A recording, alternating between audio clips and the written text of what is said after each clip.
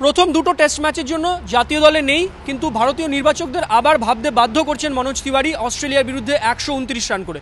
মনোজ, কতটা ডিফিকাল্ট ছিল, কতটা প্রেশার ছিল এই ম্যাচটা খেলতে যাওয়ার আগে? কারণ রান করতেই হতো তোমাকে।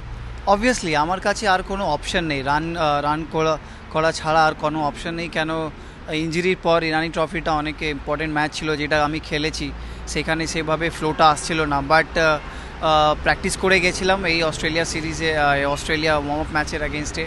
আর পুরো ডিটারমিনেশন ছিল কি একটা বড় রান করব। হোপফুলি সব কিছু ভালো গেছে, আর যেভাবে চাইছিলাম ব্যাটিং করতে সেইভাবেই করেছি, আর অনেক কনফিডেন্ট ছিলাম ব্যাটিংয়ে। So quite happy with my performance. এখন তুমি ওয়ানডে টিমে ভারতীয় দলে ছিলে, কিন্তু এই মুহূর্তে কোনো ওয়ানডে ক্রিকেট নেই জুন জুলাইয়ের আগে পর্যন্ত। তো টেস্ট টিমেই সুযোগ পাওয়ার একমাত্র সম্ভাবনা আছে। টেস্ট ম্যাচের জন্য কতটা তৈরি তুমি? দেখো, আমি আগেও বলেছি, যখন আমি 93 করেছি ইংল্যান্ডের এগেনস্টে, আমি সবসময় দেখি আমি নিজের ব্যাটিংয়ের ফিলটা কেমন পাই। আমি যদি ভাবি আমার ব্যাটিংয়ের ফিল অনেক ভালো আসছে, বড় রান করা না করা ওটা আমার পক্ষে সেকেন্ডারি হয়। কেন, আমি মনে করি কনফিডেন্স আর সেলফ বিলিভ যদি থাকে তাহলে অবভিয়াসলি একটা বড় রান ডাউন দ্য লাইন হতেই হবে। But as far as my batting is concern, আমি অনেক ভালো ব্যাট করছি, যেভাবে চাইছি সেভাবে ব্যাট হচ্ছি। আর আগেও বলেছি টেস্টের জন্য আমি রেডি, যদি সিলেক্টররা ভাবনা চিন্তা করে, যদি ফেথ দেখায় আমার উপরে, আমি কনফিডেন্ট আছি। যদি সুযোগ পাই তাহলে আমি ভালো করার চেষ্টা করব। যে কোনো পজিশনে কি ব্যাট করবে তুমি? ওখানে সেঞ্চুরি করার পর বলেছো যে ওপেন করতেও রাজি আছো। হ্যাঁ, আমাকে জিজ্ঞেস করেছে যদি প্লেয়িং 11-এ খেলতে হয়, যদি ওপেন করতে হয় তাহলে কি করবে। অ্যাজ আ ক্রিকেটার আমি কখনো না বলি না। আমি যখনই খেলেছি আমি চ্যালেঞ্জেস ফেস করতে পছন্দ করি। তো যদি ওপেন হয় তাহলে ওপেনে সুযোগ আসে তাহলে করব।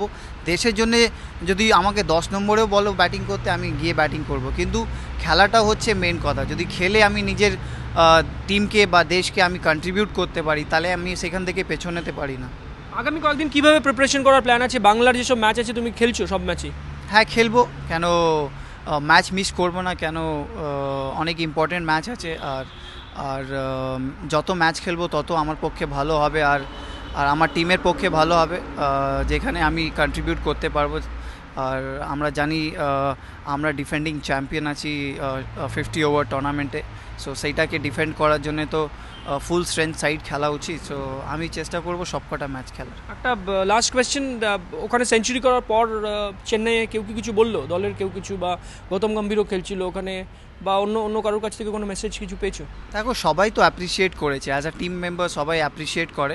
মোস্ট ইম্পর্টেন্টলি আমাকে যেটা সব থেকে খুশি দিয়েছে যে অপোনেন্ট টিমের ক্যাপ্টেন আমাকে অনেক ভালোভাবে বলেছে কি ভালো ব্যাট করেছো, including Michael Clarke as well.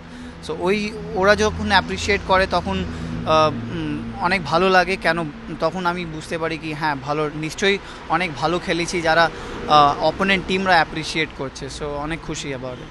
একেবারে ইংল্যান্ডের বিরুদ্ধে 93 রান, অস্ট্রেলিয়ার বিরুদ্ধে 129, জাতীয় দলে ঢোকার জন্য আর কি করা দরকার সেটা কেউ জানে না। হয়তো এই ইনিংসের পর, অন্তত অস্ট্রেলিয়ার বিরুদ্ধে 129 রানের পর জাতীয় নির্বাচকরা ভাবতে বাধ্য হবেন মনোজ তিওয়ারিকে জাতীয় দলে নেওয়ার জন্য।